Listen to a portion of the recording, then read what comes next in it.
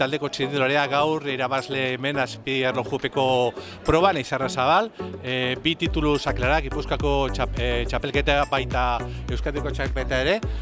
Espero zenuen bi titulu irabaztea, nola atera duzu erlojupekoan? Bueno, eskerrik asko, esperantzakoan eskan irabazteko edo, behintzat ondo egiteko.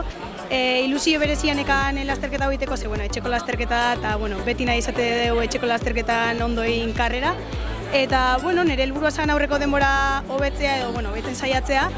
Eta, asko ez dugu entrenatu, hola eman dia zirkustantziak klavikulan asuntua eta hola molestia asko eskalako.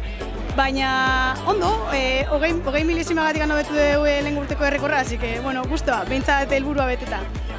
Gustora normalean zu igotxailea bezala ikustea, baina gaur errodadore polita hori ikustea. Hori esan da, zu kompletar zerera, ezta? Nola ikusten duzu zure hau berri formatua?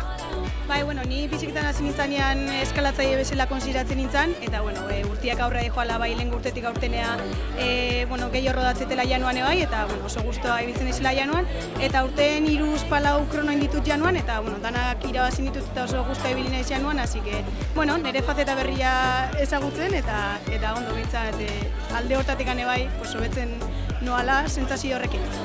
Mila eskerrik asko, Maite.